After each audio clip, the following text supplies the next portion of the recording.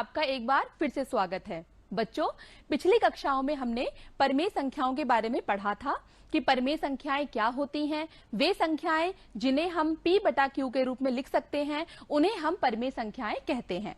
और साथ ही बच्चों, हम परिमेय संख्याओं के जोड़ और घटाव के प्रगुणों के बारे में भी पढ़ चुके हैं और परिमेय संख्याओं को कैसे जोड़ें और घटाएं हम यह भी जान चुके हैं। बच्चों, आज की कक्षा में हम परिमेय संख्याओं के गुणनफल पर बात करेंगे और साथ ही परिमेय संख्याओं के गुणनफल पर होने वाले जो प्रगुण हैं, जैसे कि संवरक प्रगुण, क्रम विनिमेय प्रगुण इत्यादि के बारे में हम विस्तृत चर्चा करेंगे। तो चलिए शुरुआत करते हैं। तो बच्चों, आपको यहाँ पर टोकरी में कुछ सेब दिखाई दे रहे हैं। तो हमारे पास यहाँ एक टोकरी में 6 सेब हैं और ऐसी कितनी टोकरियां हैं हमारे पास? 1, 2, 3, 4। तो आप देख रहे हैं, अगर मैं ये कहूं कि सभी सेबों को आप जोड़कर बताइए कि ये कितने हैं, तो हम ये जान चुके हैं कि मल्टीप्लिकेशन अर्थात गुणनफल जो है वो रिपीटेड एडिशन यानी कि आवर्तन योग के बराबर होता है। यदि 6 हमारा 4 बार जुड़ रहा है तो इसे हम 4 गुणा 6 यानी कि 4 बार 6 अर्थात 24 लिख सकते हैं। इसका अर्थ ये हुआ कि जो गुणा है वो योग से योग करने के बाद उसके आवर्तन को दर्शाता है। अब चलिए इसे परिमेय संख्याओं से जोड़ते हैं। बच्चों, आप 6 के बटे में यदि 1 लगा दें, हमने ये पढ़ा था कि यदि कोई भी परिमेय संख्या है, जैसे कि 4 है मान लीजिए, तो 4 को आप 4 के बटे में 1 करके लिख सकते हैं 4/1। जिस भी संख्या के नीचे कोई भी अंक नहीं है, हर नहीं है, आप उसके हर में आप 1 लगा सकते हैं। इसी प्रकार आप 6/1, 6/1, ये जो 6 लिखे हुए हैं 4 बार, आप इन्हें 6/1, 6/1 4 बार लिख दीजिए। फिर परिमेय संख्याओं के योग में हमने पढ़ा था कि इनके हर को 1 बार लिखेंगे और उसके बाद इसके अंशों को जोड़ देंगे, क्योंकि यहाँ पर समान हर है तो इसके अंशों को हमने जोड़ दिया है और 4 गुणा 6/1 24/1 अर्थात 24 यहाँ पर हमारा आंसर आ गया है। बच्चों, अब यहाँ पर हम एक प्रश्न करते हैं। एक माँ है, माँ के पास 2 और एक आधी रोटी है ना, 1, 2 और एक आधी, 2 रोटी और आधी रोटी है माँ के पास और माँ इसे अपने 2 बच्चों में बराबर बराबर बांटना चाहती हैं। वो चाहती हैं कि मेरे दोनों बच्चों को बराबर बराबर रोटी मिले, है ना। तो वो इसे कैसे करेंगी? वो पहले 2 और आधी रोटी का आधा करेंगी, यानी कि 2 सही 1/2 का आधा करेंगी। और का के लिए आप जानते हैं हम गुणा का चिन्ह लगाते हैं, आधा 1/2। और जब आप इसे हल करेंगे तो 5/2, 2 दूनी 4 और 1 5/2 गुणा 1/2। अब इसके बाद आपको याद होगा कि हम भिन्नों की गुणा कैसे करते थे। अंश की गुणा अंश में करते हैं और हर की गुणा हर में करते हैं। 5 गुणा 1 बटा 2 गुणा 2 अर्थात 5/4 हमारा उत्तर आया। इसका मतलब 5/4 जो रोटी का भाग है वो रोहन को मिलेगा, पहले बच्चे को, और 5/4 भाग ही ज्योति को भी मिलेगा। ठीक है, तो हमने कैसे किया? गुणनफल में का अर्थ जो है गुणा होता है, भिन्नों की गुणा हम इस प्रकार से करते थे। बच्चों, परिमेय संख्याओं के बारे में आप जानते हैं कि परिमेय संख्याएं भिन्नों का ही एक रूप है, लेकिन भिन्न जो है कभी ऋणात्मक नहीं हो सकती, लेकिन परिमेय संख्याएं ऋणात्मक हो सकती हैं। अब चलिए भिन्नों के गुणा की एक गतिविधि के बारे में और भी चर्चा करते हैं। जैसे मेरे पास यहाँ पर आप इस एक्टिविटी को देख पा रहे हैं, ये जो गतिविधि दी हुई है, इस गतिविधि में मैंने 3 भाग बराबर किए हुए हैं। 3 बराबर भागों में आपने एक भाग को हरे रंग से शेड किया हुआ है इस शीट में। इसी प्रकार से मेरे पास इतना ही बड़ा एक दूसरा वर्ग भी है और मैंने इस वर्ग के यहाँ पर 5 बराबर भाग किए हैं। 5 में से मैंने 3 को शेड किया है। अब हम इन्हें एक दूसरे के ऊपर रखते हैं, तो आप इन्हें एक दूसरे के ऊपर रखकर देख पा रहे होंगे कि इनके जो कुल हिस्से हैं अब कितने हो गए हैं। एक में थे 5, एक में थे 3, अब कुल हिस्से हो गए हैं 15। और 15 में से जो कॉमन पार्ट है, उभयनिष्ठ पार्ट है, जिसपे दोनों रंग आ रहे हैं, वो है आपके 1, 2, 3, यानी कि 3/15, है ना। तो आइए इसको एक बार स्लाइड के माध्यम से देख लेते हैं। जैसे कि मैंने क्या किया था, एक शीट पर मैंने एक रंग किया हुआ था, इसे आप बोलेंगे 3 हिस्सों में से 1 अर्थात 1/3, 5 हिस्सों में से 3, 3/5, और जब आपने इन दोनों को एक दूसरे के ऊपर रखा तो ये 3/15, और जब आपने इसको हल किया जब हम लोग सरलतम रूप में इसे लिखेंगे तो ये कहलाएगा 1/5। तो इसका अर्थ क्या हुआ कि जब भी आप दो परिमेय संख्याओं की गुणा करते हैं, p/q और r/s, तो आप क्या करते हैं, दोनों अंशों की गुणा करते हैं, अंश की गुणा अंश से, और इसी प्रकार आप हर की गुणा हर से भी कर देते हैं। तो इस प्रकार हम गुणा की क्रिया को करते हैं।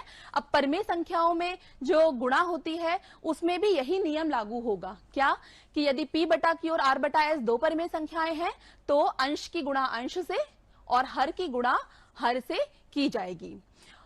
बच्चों, भिन्नों में तो सारे चिन्ह धनात्मक होते हैं, लेकिन परिमेय संख्याओं में तो अलग अलग चिन्ह होते हैं। परिमेय संख्याएं धनात्मक भी हो सकती हैं, ऋणात्मक भी हो सकती हैं, प्लस चिन्ह के साथ भी हो सकती हैं, माइनस चिन्ह के साथ भी हो सकती हैं। तो बच्चों, यहां पर हमें चिन्हों की गुणा करनी भी बहुत जरूरी है। तो चिन्हों की गुणा कैसे करेंगे, आपको बहुत ध्यान रखना है कि हमें चिन्हों की गुणा कैसे करते हैं। तो चिन्हों की गुणा देखिए, धनात्मक यानी कि प्लस, प्लस माइनस माइनस, इस नियम को ऐसे याद रखिए, plus minus minus, plus plus plus, minus minus plus. आपको एक चीज ध्यान रखनी है, जब दोनों चिन्हों का निशान एक जैसा हो तो आपका आंसर प्लस आएगा, जैसे माइनस माइनस प्लस और प्लस प्लस प्लस। और जब भी आपके दोनों जो चिन्ह है वो अलग अलग होंगे तब आप इसमें माइनस का चिन्ह लगाएंगे, ऋणात्मक चिन्ह लगाएंगे। ऐसे ही यदि माइनस और प्लस होगा तब भी आपका आंसर यहां पर माइनस ही आएगा। तो चिन्हों की गुणा करनी अति आवश्यक है, इसका आपको खास ध्यान रखना है। चलिए अब यहां पर एक हम सवाल को हल करते हैं। तो हमें सवाल दिया हुआ है कि -16/3 को -15 से गुणा कीजिए।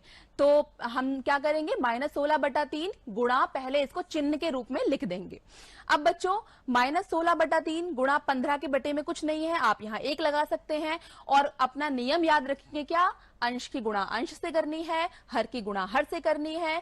अब अंश और हर में आपको देखना है क्या कोई दो जो संख्याएं हैं वो ऐसी हैं जो एक ही पहाड़े में आ जाएं, जैसे कि 3 और 15 है, उनका आप मासा भी कह सकते हैं। जैसे 3 और 15 का मासा 3 होगा, तो आपने इनके मासा से इनको भाग कर दिया है, तो ये 1 पर गया, ये 5 पर गया, और जो आपका आंसर है अंश की अंश से गुणा किया। अब यहाँ चिन्हों की भी गुणा की है, माइनस माइनस प्लस, 16 पंजे 80/1 यानी कि 80 हमारा आंसर आ गया है। तो बच्चों, परिमेय संख्याओं की गुणा की संक्रिया के अब प्रगुणों पर चर्चा करेंगे। तो मैंने आपको पहले ही बताया था कि हम कौन कौन से प्रगुण कर चुके हैं। परिमेय संख्याओं में हमने योग के प्रगुण भी किए थे, जैसे कि पहला जो प्रगुण हमने किया था वो संवरक प्रगुण था।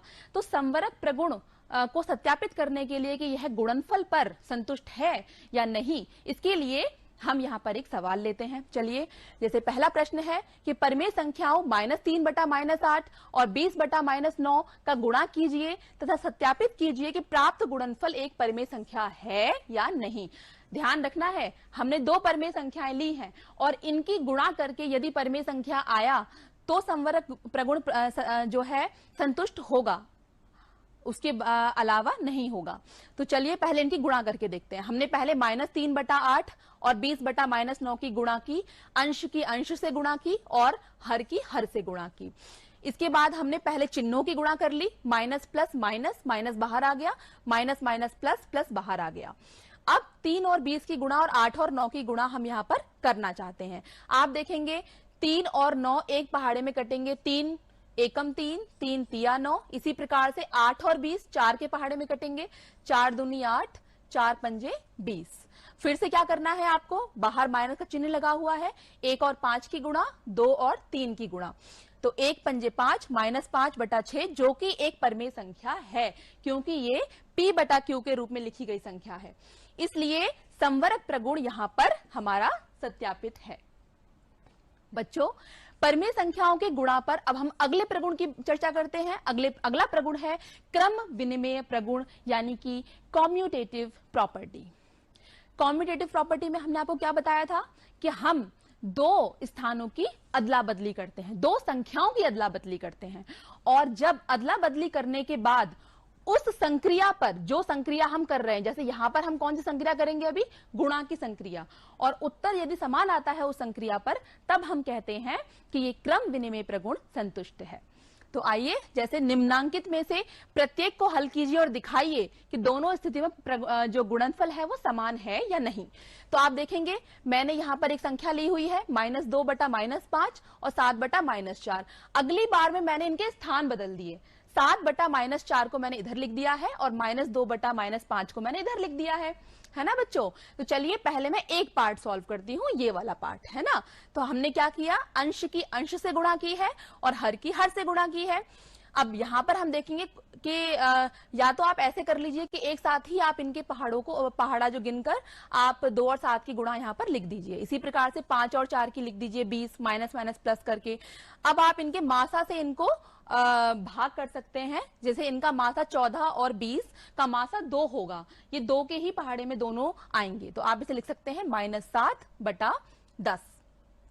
अब चलिए जो दूसरा हमारा पार्ट है जिसमें हमने इसके स्थानों को बदल दिया है, अब चलिए हम उसे सॉल्व करते हैं। तो हमने क्या किया, 7 बटा -4 -2 बटा -5, अंश की अंश से गुणा हर की हर से गुणा। दोबारा हमने वही किया, दोबारा मासा से भाग कर दिया और हमारा उत्तर आया है -7 बटा 10। इसका अर्थ क्या हुआ कि दोनों का स्थान बदलने पर गुणा की संक्रिया में जो हमारा उत्तर है वो नहीं बदला। इसका मतलब यह है कि क्रम विनिमय प्रगुण गुणा की संक्रिया पर परिमेय संख्याओं में संतुष्ट है। चलिए अब हम अगले प्रगुण के बारे में चर्चा करने से पहले इसके निष्कर्ष पर बात कर लेते हैं कि हमने क्या निष्कर्ष निकाला। यदि P बटा Q और R बटा S दो परिमेय संख्याएं हैं तो उनका जो गुणनफल है P बटा Q गुणा R बटा S, यह भी एक परिमेय संख्या होगा और इसीलिए परिमेय संख्याओं में इस संक्रिया पर यानी कि गुणा की संक्रिया पर संवरक प्रगुण का पालन होता है। निष्कर्ष नंबर 2, यदि P बटा Q और R बटा S दो संख्याएं हैं तो आपने क्या देखा था कि इनकी स्थान की अदला बदली करने पर उत्तर समान रहता है, तो आपने इनके चिन्हों को बदल दिया है ना। तो इसका मतलब यह है कि गुणा की संक्रिया क्रम विनिमय प्रगुण का पालन करती है। चलिए बच्चों, अब हम यहां पर एक प्रश्न का अभ्यास करते हैं, प्रयास करते हैं कि इसे हम कर पाते हैं या नहीं। पहले एक प्रश्न को लेते हैं, अन्य प्रश्न भी आ गए थे। 3 बटा 11 गुणा 7 बटा -12 और यहाँ पर 7 बटा -12 और यहाँ पर आपको रिक्त स्थान दिया है, तो बताओ क्या आएगा। यहाँ पर आप देख रहे हैं गुणा की संक्रिया हो रही है, दो संख्याएं आपको दी हुई हैं और इस संख्या ने इसका स्थान ले लिया है, तो क्या होगा अब आगे, क्रम विनिमय प्रगुण के अनुसार 3 बटा 11 यहाँ पर आ जाएगा, है ना। चलिए अगला प्रश्न करते हैं। निम्नांकित कथन में गुणा की संक्रिया करके सत्यापित करना है कि -12 बटा 25 और 15 बटा -10 बराबर है 15 बटा -10 गुणा -12 बटा 25। तो बच्चों पहले हम इसकी लेफ्ट हैंड साइड चेक करते हैं कि लेफ्ट हैंड साइड हमारी क्या आएगी, यानी कि बायां पक्ष। बाईं तरफ जो हमें दिया है वो बायां पक्ष है। चलिए इसे हल करते हैं। -12 बटा 25 और उसको गुणा किया हमने, अंश को अंश में गुणा किया और हर को हर में गुणा किया। और हाँ, भूलना नहीं है कि हमने इनके चिन्हों को भी गुणा किया है। माइनस प्लस क्या होगा यहाँ, माइनस, और माइनस प्लस क्या होगा, माइनस, और दोनों माइनस एक दूसरे से बाद में हम इन्हें काट भी सकते हैं। तो इसके बाद हम लोगों ने क्या किया, 12 और 10 को 2 के पहाड़े में काटा। देखिए मैं दोबारा से दिखाती हूँ, 12 और 10 को काटा है 2 के पहाड़े में, 2 छिक 12 2 पंजे 10। इसी प्रकार से 15 और 25 को हमने 3 और 5 पर काट दिया है। तो हमारा जो उत्तर है वो क्या आया है, 6 गुणा 3 5 गुणा 5 यानी कि 18 बटा 25। चलिए अब हम दाएं पक्ष को हल करते हैं, हमारा राइट हैंड साइड। तो इसमें भी हमने वही किया, पहले चिन्हों की गुणा की है। चिन्हों की गुणा करना बहुत जरूरी है। Minus plus minus, minus plus minus, अंश की अंश से गुणा, हर की हर से गुणा। तो अब आप देखिए फिर से वही करना है। अब जो माइनस माइनस के निशान है वो एक दूसरे से कट गए हैं। अब यहां पर आपने 15 और 25 को इनके मासा से काटा। इसी प्रकार से आपने 12 और 10 को इनके मासा से काटा। आपको प्राप्त हुआ अंश में 3 गुणा 6, हर में प्राप्त हुआ है 5 गुणा 5। तो उत्तर आया 18 बटा 25, यानी कि left hand side right hand side के बराबर है, बायां पक्ष दाएं पक्ष के बराबर है। चलिए अब हम गुणा की संक्रिया पर साहचर्य प्रगुण की बात करते हैं। साहचर्य प्रगुण यानी कि एसोसिएटिव प्रॉपर्टी। मैंने आपको बताया था कि इसमें ग्रुपिंग करते हैं, दो अलग अलग ग्रुप्स बनाते हैं। पहले इसके लिए हम एक गतिविधि करते हैं, है ना बच्चों। तो तैयार हैं आप। तो बच्चों आप यहाँ पर एक TLM देख पा रहे हैं, है ना। तो इसके अंदर आप क्या देख रहे हैं कि मैंने यहाँ पर 3 आयत लिए हुए हैं। ये जो 3 आयत हैं इनको मैंने छोटे छोटे वर्गों में बांटा हुआ है ना। तो मैंने इसे लंबाई में 1 2 3 4 भागों में बांटा है और चौड़ाई में मैंने इसे 2 भागों में बांटा है। तो एक जो आयत है उसमें कितने वर्ग हुए, कितने हुए, 4 गुणा 2 यानी कि 8 वर्ग हुए, है ना, 4 गुणा 2। ऐसे ही दूसरा वर्ग भी मैंने, दूसरा आयत भी ऐसे ही लिया है, तीसरा आयत भी ऐसे ही लिया है, और इसमें जो मिलाकर हमारे वर्ग हुए 4 गुणा 2, क्योंकि ये 3 है, 1 2 3, तो 4 गुणा 2 की गुणा आपने किससे की है, 3 से की है। मतलब 4 और 2 की गुणा पहले करेंगे आप, 8 तिया 24, तो आपके 24 कुल मिला के वर्ग हो गए हैं। अब दूसरी स्थिति देखिए, ध्यान देना कि अब मैंने यहां पर 4 आयत लिए हैं, 3 नहीं लिए हैं, 4 लिए हैं छोटे छोटे। अब मैंने इसे लंबाई में 3 भागों में बांटा है और चौड़ाई में 2 भागों में बांटा है। तो एक आयत में कितने वर्ग हुए, 1 2 3 4 5 6, यानी कि 2 गुणा 3, 2 गुणा 3। और ऐसे कितने आयत है मेरे पास, 1 2 3 4, यानी कि 4 से गुणा होगी किसकी, 2 गुणा 3 की। तो उत्तर आया 4 गुणा 6 24। ये क्या, मैंने 2 अलग अलग तरीके से सवाल किया, 2 अलग अलग तरीके से मैंने इनको अरेंज किया हुआ था, व्यवस्थित किया हुआ था, लेकिन उत्तर तो हमारा बराबर आ रहा है। इसी को बोलते हैं साहचर्य प्रगुण। 4 और 2 को पहले गुणा किया, 3 को बाद में गुणा किया। यहां 2 और 3 को पहले गुणा किया है, 4 को बाद में गुणा किया है। तो इस गतिविधि से आप समझ गए होंगे कि साहचर्य प्रगुण क्या होता है ना। तो चलिए एक बार इसको हम देख लेते हैं स्लाइड के माध्यम से। तो आप यहां पर 3 घनाभ देख पा रहे हैं। अब मैंने आयत को बदल दिया है, अब मैंने घनाभ यहां पर लगा दिया है। तो 3 घनाभ है, पहला, दूसरा और ये तीसरा, और ये लंबाई में 1 2 3 4 भागों में बटा हुआ है, चौड़ाई में ये 2 भागों में बटा हुआ है। तो इसे आप क्या बोलेंगे, 4 गुणा 2। ये भी आपका 4 गुणा 2 है। इसके मतलब 4 गुणा 2 घन होंगे, इसमें घन, एक क्यूब, है ना। इसी प्रकार से दूसरी स्थिति मैंने ली है। जब हम इसे सॉल्व करेंगे तो इसे सॉल्व करके आएगा 4 गुणा 2 गुणा 3, है ना, पहले वाले जो अभी हमने गतिविधि में दिखाया था। अब इसमें देखिए 3 घनाभ है और ये चौड़ाई में 2 पार्ट्स में हमने डिवाइड कर रखा है, लंबाई में इसको 3 भागों में। मतलब कि कितने घन होंगे हमारे पास, 6 घन होंगे, 1 2 3 4 5 6 घन उसके अंदर हो जाएंगे। तो चलिए एक बार देख लेते हैं। इसको मैं इरेज कर देती हूं। अब देखिए हमने क्या किया, 4 गुणा 2 गुणा 3 इस तरीके से अरेंज कर सकते हैं, या फिर 4 गुणा 2 गुणा 3 इस प्रकार से भी हम इसे अरेंज कर सकते हैं। तो बच्चों साहचर्य प्रगुण इसी को बोलते हैं, क्योंकि दोनों का उत्तर 24-24 ही आएगा दोनों स्थितियों में। और आपने केवल इनके स्थान जो है, आपने इनके समूह अलग अलग बनाए हैं, अलग अलग समूह बनाए हैं। पहले 4 और 2 का समूह बनाया हुआ है, फिर आपने 2 और 3 का समूह बना लिया है। तो साहचर्य प्रगुण क्या कहता है, चलिए इसके निष्कर्ष पर यानी कि इसकी परिभाषा की बात करते हैं। यदि P बटा Q, R बटा S तथा T बटा U कोई भी 3 परिमेय संख्याएं हो, तो P बटा Q गुणा R बटा S, ये 2 परिमेय संख्याएं हैं, इनका समूह बना लिया पहले, गुणा T बटा U बराबर है P बटा Q गुणा R बटा S गुणा T बटा U के। तो आशा है आपको ये समझ में आ गया होगा। चलिए अब साहचर्य प्रगुण पर एक सवाल को हल करते हैं। निम्नांकित को सरल कीजिए, दिखाइए कि दोनों स्थितियों में प्राप्त परिमेय संख्याएं समान है। तो आप देख रहे हैं कि मैंने इसमें एक बड़े ब्रैकेट के द्वारा समूह बनाया है। संख्याएं यहाँ पर जो दोनों ही साइड में आपको संख्याएं दी गई हैं वो समान है, संक्रिया गुणा की हो रही है, बस ग्रुपिंग अलग अलग की हुई है, बड़ा ब्रैकेट अलग अलग जगह पे लगाया गया है। तो चलिए पहले हम लेफ्ट हैंड साइड की बात करते हैं। तो पहले मैंने ब्रैकेट में जो हमें नीले रंग से जो दिया गया है, पहले इस पार्ट को सॉल्व करेंगे। तो गुणा करना तो सीख ही रखा है हम लोगों ने अभी कि अंश की अंश में गुणा करेंगे, चिन्ह की भी गुणा करेंगे, हर की हर में गुणा करेंगे। और ये जो आपका पार्ट है जो ब्रैकेट से बाहर था, ये साथ में अभी चलता रहेगा जब तक ये हल नहीं हो जाता। तो इसे हमने पहले 3 और 9 को हमने एक पहाड़े में काट दिया, 3 एकम और 3 तिया, यहाँ 7 और 1 बचा, यहाँ 3 और 2 बचा, गुणा -4 बटा -5। तो हमें हल करके प्राप्त हुआ, और इस माइनस से ये माइनस हमने काट दिया, तो प्राप्त हुआ 7 बटा 6 गुणा -4 बटा -5। अब इसे दोबारा हल करेंगे, पहले चिन्हों की गुणा, माइनस बाहर आ गया, चिन्हों की गुणा, यहाँ कोई चिन्ह नहीं है, प्लस मानेंगे, प्लस माइनस माइनस, 6 और 5 की गुणा, इस माइनस से हम इस माइनस को फिर से हटा देंगे, 7 गुणा 4, 6 गुणा 5, 4 और 6 दोनों 2 के पहाड़े में कट जाएंगे। तो हम इसे 2 दूनी 4, 2 तिया 6 करके काट दिया, 7 2 और 7 गुणा 2 अंश में बचा, 3 गुणा 5 हमारा हर में बचा, तो हमें प्राप्त हुआ 14/15। तो ये हमारा बायां पक्ष हल हुआ है, यानी कि लेफ्ट हैंड साइड। चलिए अब हम इसके दाएं पक्ष की बात करते हैं, यानी कि राइट हैंड साइड। तो इसमें आप देख रहे हैं ब्रैकेट अलग जगह पे लगा हुआ है, हल वैसे ही करना है, चिन्हों की गुणा की और अंश को अंश में और हर को हर में गुणा करके लिख दिया है। इसके बाद आपने 2 के पहाड़े में इन्हें यहां पर काट दिया है, 3 गुणा 2 1 गुणा 5 अंश और हर में प्राप्त हुआ।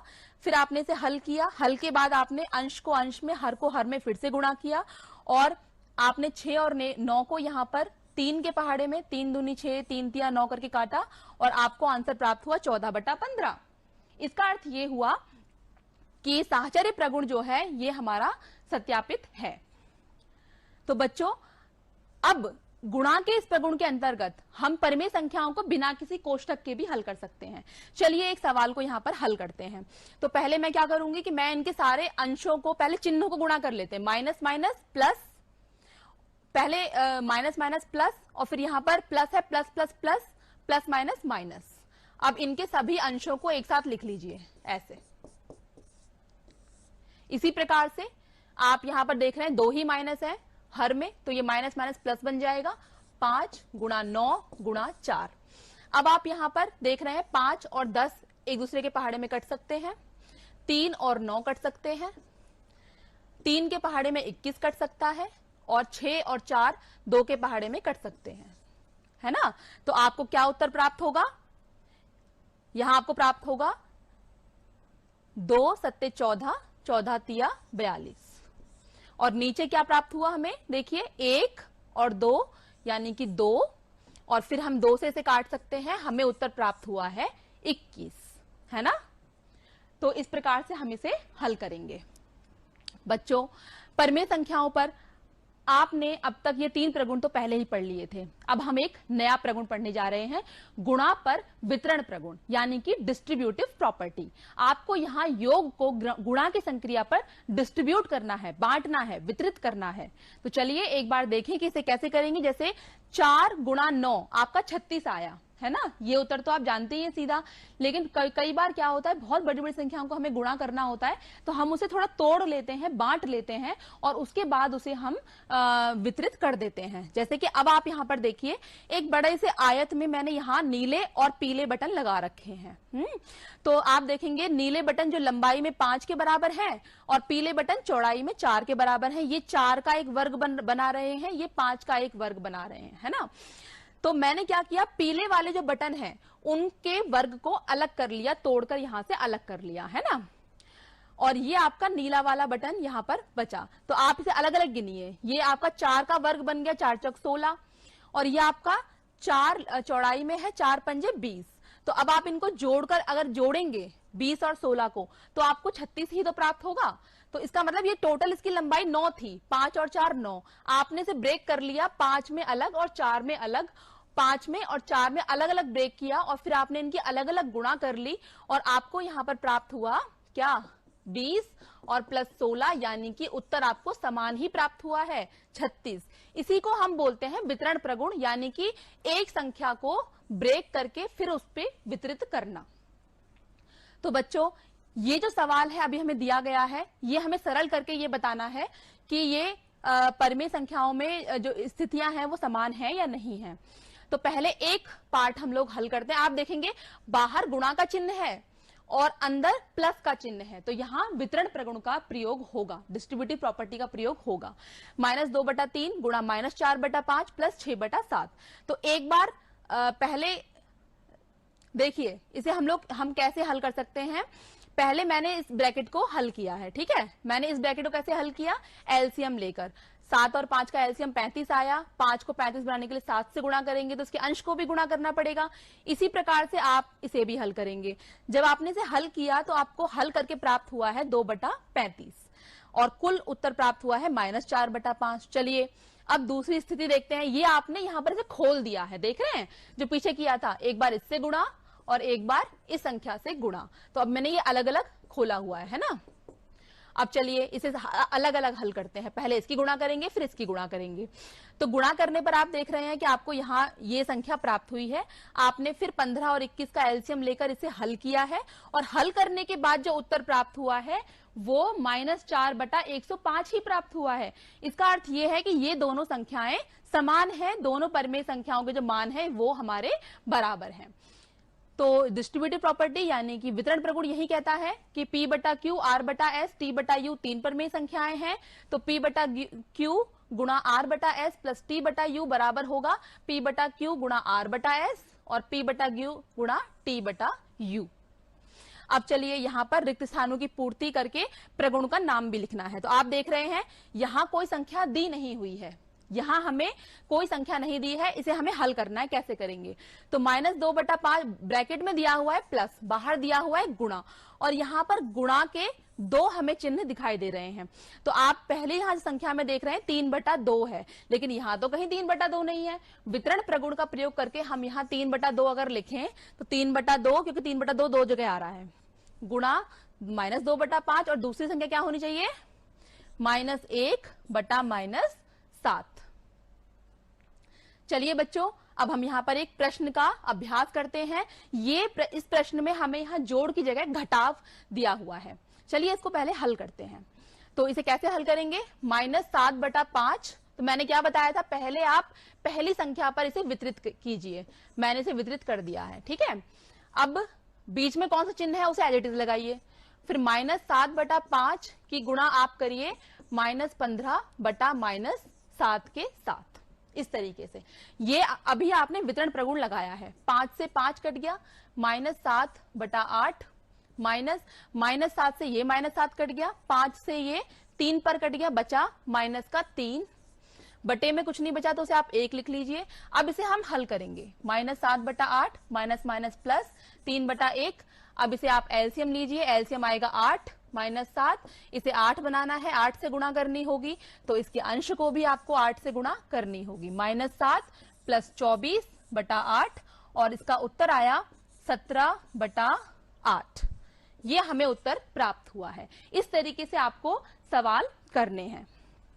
तो बच्चों, आज की कक्षा में हमने क्या सीखा? हमने सीखा कि 2 परिमेय संख्याओं का गुणनफल एक परिमेय संख्या ही होती है और यह संवरक प्रगुण को संतुष्ट करती है।